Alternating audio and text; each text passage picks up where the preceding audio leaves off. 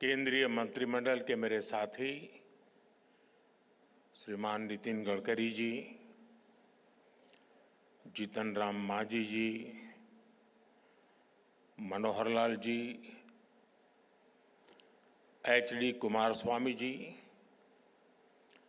पीयूष गोयल जी, हरदीप सिंह पुरी जी, देश विदेश से आए ऑटो इंडस्ट्री के सभी दिग्गज, अन्य अतिथिगण, देवी और सज्जनों, पिछली बार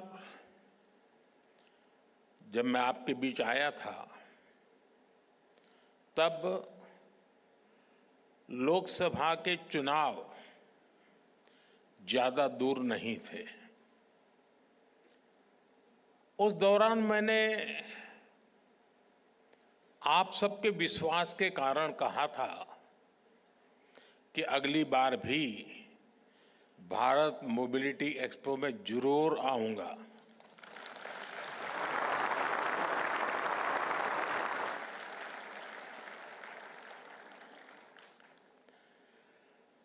देश ने तीसरी बार हमें आशीर्वाद दिया। आप सभी ने एक बार फिर मुझे यहां बुलाया। मैं आप सबका आभार व्यक्त करता हूं। साथियों, मुझे खुशी है कि इस वर्ष भारत मोबिलिटी एक्सपो का दायरा काफी बढ़ गया है। पिछले साल 800 से ज्यादा एग्जीबिटर्स ने हिस्सा लिया। 1.5 लाख से ज्यादा लोगों ने विजिट किया। इस बार भारत मंडपम के साथ साथ द्वारका के अशोभूमि और ग्रेटर नोएडा के इंडिया एक्सपो सेंटर में भी ये एक्सपो चल रहा है। आने वाले 5-6 दिनों में बहुत बड़ी संख्या में लोग यहां आएंगे।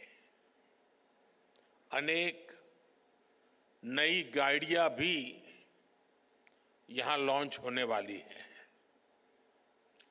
ये दिखाता है कि भारत में मोबिलिटी के फ्यूचर को लेकर कितनी पॉजिटिविटी है।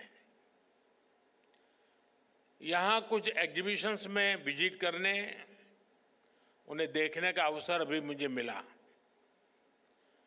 भारत की ऑटोमोटिव इंडस्ट्री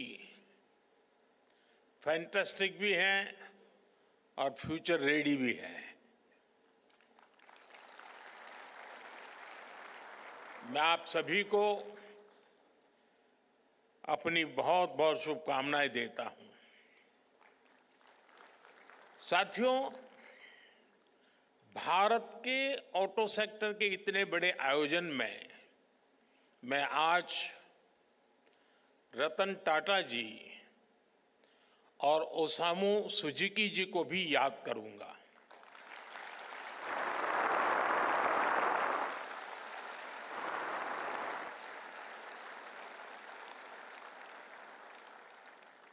भारत के ऑटो सेक्टर की ग्रोथ में मिडिल क्लास के सपने को पूरा करने में इन दोनों महानुभावों का बहुत बड़ा योगदान रहा है।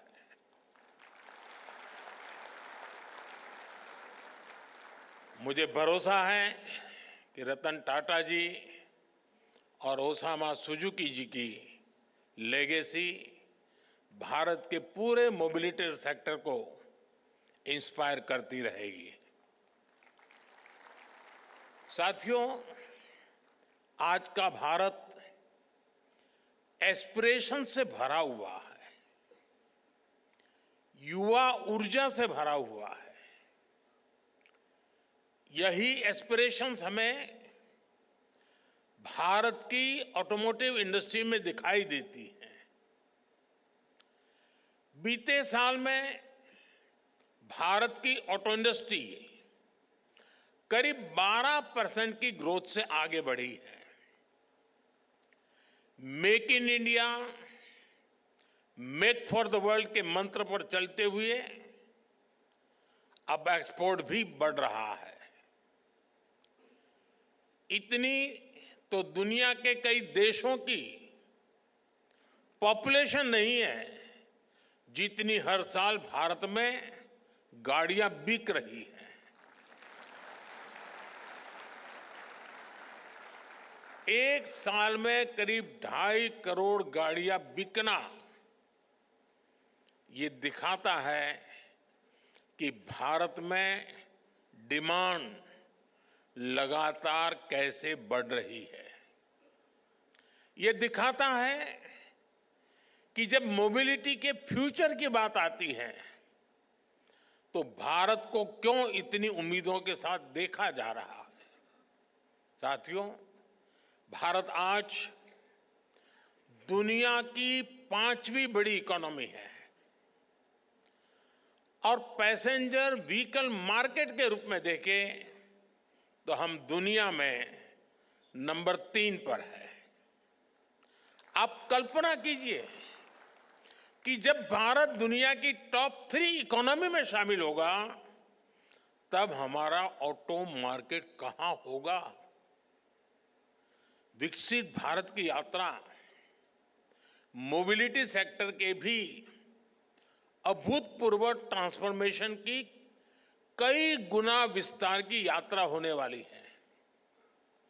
भारत में मोबिलिटी के फ्यूचर को ड्राइव करने वाले कई फैक्टर्स हैं, जैसे भारत की सबसे बड़ी युवा आबादी, मिडिल क्लास का लगातार बढ़ता दायरा, तेजी से होता अर्बनाइजेशन, भारत में बन रहा आधुनिक इंफ्रास्ट्रक्चर, मेक इन इंडिया से अफोर्डेबल व्हीकल, ये सारे फैक्टर्स भारत में ऑटो सेक्टर की ग्रोथ को पुश करने वाले हैं, नई ताकत देने वाले हैं।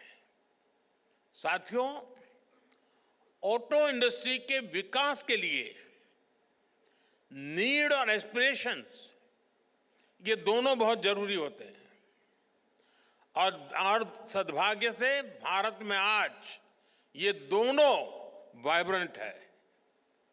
आने वाले कई दशकों तक भारत दुनिया का सबसे युवा देश रहने वाला है। यही युवा आपका सबसे बड़ा कस्टमर है। इतना बड़ा युवा वर्ग कितनी बड़ी डिमांड क्रिएट करेगा, इसका अनुमान आप भली भांति लगा सकते हैं। आपका एक और बड़ा कस्टमर भारत का मिडिल क्लास है। बीते 10 वर्षों में 25 करोड़ भारतीय गरीबी से बाहर निकले हैं। ये नियो मिडिल क्लास अपना पहला व्हीकल ले रहा है। जैसे जैसे तरक्की होगी, ये अपने व्हीकल को भी अपग्रेड करेंगे और इसका बेनिफिट ऑटो सेक्टर को मिलना पक्का है। साथियों, कभी भारत में गाड़ियां न खरीदने का एक कारण अच्छी सड़कों, चौड़ी सड़कों का अभाव भी था। अब ये स्थिति भी बदल रही है। ईज ऑफ ट्रेवल आज भारत की बड़ी प्राथमिकता है। पिछले वर्ष के बजट में इंफ्रास्ट्रक्चर के निर्माण के लिए 11 लाख करोड़ रुपए से अधिक रखे गए थे। आज भारत में मल्टी लेन हाईवे का, एक्सप्रेसवे का जाल बिछ रहा है। पीएम गति शक्ति नेशनल मास्टर प्लान से मल्टी मॉडल कनेक्टिविटी को गति मिल रही है। इससे लॉजिस्टिक कॉस्ट कम हो रही है। नेशनल लॉजिस्टिक पॉलिसी की वजह से भारत दुनिया में सबसे कॉम्पिटिटिव लॉजिस्टिक कॉस्ट वाला देश होने वाला है। इन सारे प्रयासों की वजह से ऑटो इंडस्ट्री के लिए संभावनाओं के अनेक नए द्वार खुल रहे हैं। देश में गाड़ियों की डिमांड बढ़ने के पीछे भी ये भी एक बड़ी वजह रही है। साथियों, आज अच्छे इंफ्रास्ट्रक्चर के साथ साथ नई टेक्नोलॉजी को भी इंटीग्रेट किया जा रहा है। फास्टैग से भारत में ड्राइविंग एक्सपीरियंस काफी आसान हुआ है। नेशनल कॉमन मोबिलिटी कार्ड से भारत में सीमलेस ट्रैवल के प्रयासों को और बल मिल रहा है। अब हम स्मार्ट मोबिलिटी की तरफ बढ़ रहे हैं। कनेक्टेड व्हीकल्स, ऑटोनोमस ड्राइविंग की दिशा में भी भारत तेजी से काम कर रहा है। साथियों, भारत में ऑटो इंडस्ट्री के विकास की संभावनाओं में मेक इन इंडिया की मजबूती का भी बड़ा रोल है। मेक इन इंडिया अभियान को पीएलआई स्कीम से नई गति मिली है। पीएलआई स्कीम ने 2.25 लाख करोड़ रुपए से अधिक की सेल में मदद की है। इस स्कीम से ही इस सेक्टर में 1.5 लाख से ज्यादा डायरेक्ट जॉब क्रिएट हुए हैं। आप जानते हैं, आप अपने सेक्टर में तो जॉब्स क्रिएट करते ही है, इसका दूसरे सेक्टर्स में भी मल्टीप्लायर इफेक्ट होता है। बड़ी संख्या में ऑटो पार्ट्स हमारा एमएसएमई सेक्टर बनाता है। जब ऑटो सेक्टर बढ़ता है तो एमएसएमईज, लॉजिस्टिक्स, टूर और ट्रांसपोर्ट, इन सभी सेक्टर में भी नई जॉब्स अपने आप बढ़ने लग जाती है। साथियों, भारत सरकार ऑटो सेक्टर को हर लेवल पर सपोर्ट दे रही है। बीते एक दशक में इस इंडस्ट्री में एफडीआई, टेक्नोलॉजी ट्रांसफर और ग्लोबल पार्टनरशिप के नए रास्ते बनाए गए हैं। पिछले 4 सालों में इस सेक्टर में $36 बिलियन से ज्यादा का फॉरेन डायरेक्ट इन्वेस्टमेंट आया है। आने वाले सालों में ये कई गुना और बढ़ने वाला है।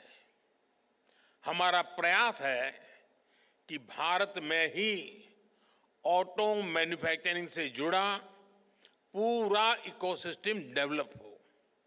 साथियों, मुझे याद है, मैंने मोबिलिटी से जुड़े कार्यक्रम में 7C के विजन की चर्चा की थी। हमारे मोबिलिटी सॉल्यूशंस ऐसे हो जो कॉमन हो, कनेक्टेड हो, कन्वीनियंट हो, कंजेशन फ्री हो, चार्ज हो, क्लीन हो और कटिंग एज हो। ग्रीन मोबिलिटी पर हमारा फोकस इसी विजन का हिस्सा है। आज हम एक ऐसे मोबिलिटी सिस्टम के निर्माण में जुटे हैं जो इकोनॉमी और इकोलॉजी दोनों को सपोर्ट करे। एक ऐसा सिस्टम जो फॉसिल फ्यूल के हमारे इंपोर्ट बिल को कम करे। इसलिए आज green technology, EVs, hydrogen fuel, biofuels, ऐसी टेक्नोलॉजी के डेवलपमेंट पर हमारा काफी फोकस है। नेशनल इलेक्ट्रिक मोबिलिटी मिशन और ग्रीन हाइड्रोजन मिशन जैसे अभियान इसी विजन के साथ शुरू किए गए हैं। साथियों, बीते कुछ सालों से इलेक्ट्रिक मोबिलिटी को लेकर भारत में बहुत तेज ग्रोथ देखी जा रही है। बीते दशक में इलेक्ट्रिक व्हीकल की बिक्री में 640 गुना की वृद्धि हुई है। 640 गुना। 10 साल पहले जहां एक साल में सिर्फ 2600 के आसपास इलेक्ट्रिक व्हीकल बिके थे, वर्ष 2024 में 16,80,000 से ज्यादा व्हीकल बिके हैं।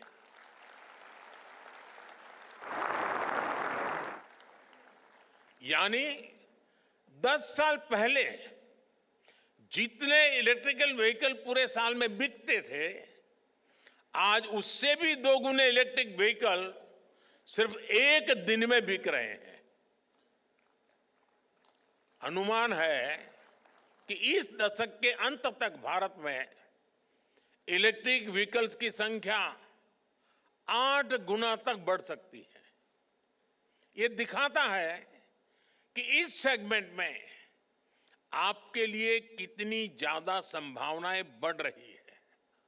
साथियों, देश में इलेक्ट्रिक मोबिलिटी के विस्तार के लिए सरकार लगातार पॉलिसी डिसीजंस ले रही है, इंडस्ट्री को सपोर्ट कर रही है। 5 साल पहले फेम 2 स्कीम शुरू की गई थी।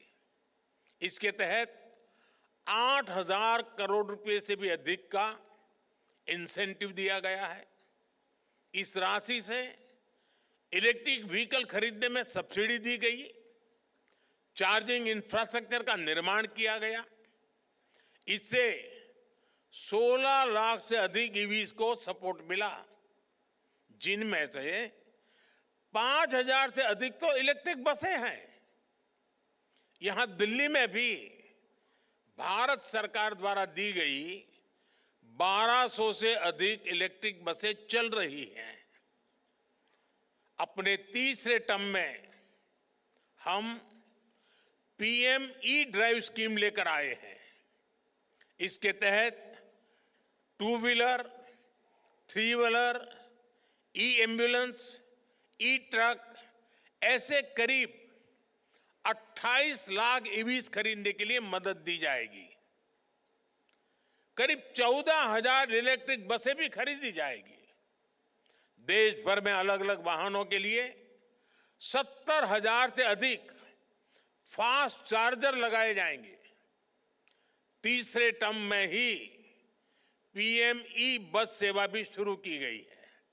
इसके तहत देश के छोटे शहरों में करीब 38,000 ई बसें चलाने के लिए केंद्र सरकार मदद देगी। सरकार ईवी मैन्युफैक्चरिंग के लिए इंडस्ट्री को लगातार सपोर्ट कर रही है। ईवी कार मैन्युफैक्चरिंग में जो ग्लोबल इन्वेस्टर भारत आना चाहते हैं, उसके लिए भी रास्ते बनाए गए हैं। भारत में क्वालिटी ईवी मैन्युफैक्चरिंग इकोसिस्टम के विस्तार में, वैल्यू चेन के निर्माण में मदद मिलेगी। साथियों, ग्लोबल वार्मिंग की, क्लाइमेट की चुनौती से निपटने के लिए हमें सोलर पावर को, अल्टरनेटिव फ्यूल को लगातार प्रमोट करते रहना है। भारत ने अपनी G20 प्रेसिडेंसी के दौरान ग्रीन फ्यूचर पर बहुत जोर दिया है। आज भारत में ईवी के साथ ही सोलर पावर को लेकर भी बहुत बड़े लेवल पर काम चल रहा है। पीएम सूर्यघर मुफ्त बिजली स्कीम से रूफटॉप सोलर का एक बड़ा मिशन चल रहा है। ऐसे में इस सेक्टर में भी बैटरी की स्टोरेज सिस्टम की डिमांड लगातार बढ़ने वाली है।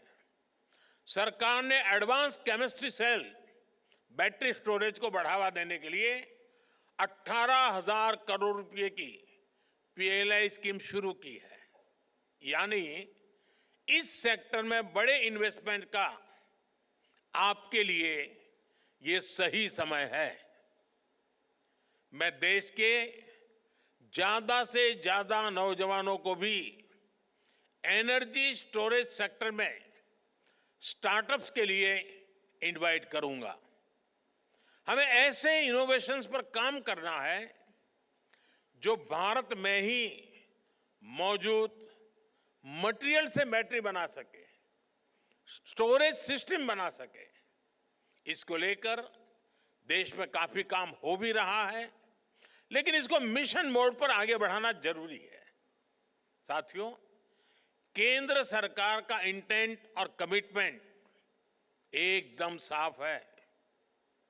चाहे नई पॉलिसी बनानी हो या फिर रिफॉर्म्स करने हो, हमारे प्रयास लगातार जारी है।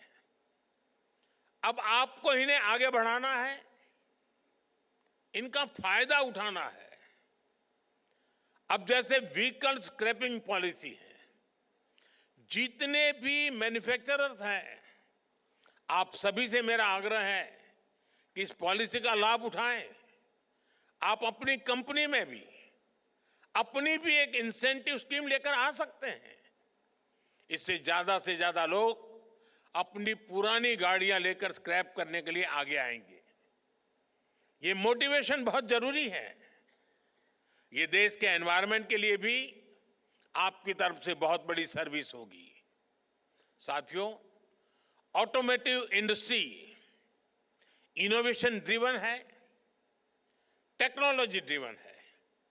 इनोवेशन हो, टेक हो, स्किल हो या फिर डिमांड, आने वाला समय ईस्ट का है, एशिया का है, भारत का है।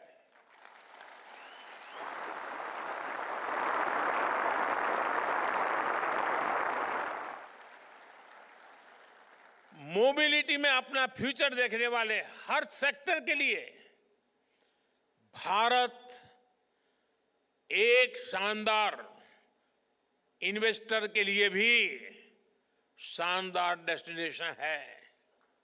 मैं आप सभी को फिर विश्वास दिलाता हूं, सरकार हर तरह से आपके साथ है। आप make in India, make for the world के मंत्र के साथ इसी तरह आगे बढ़ते रहें। आप सभी को फिर से बहुत बहुत शुभकामनाएं। धन्यवाद।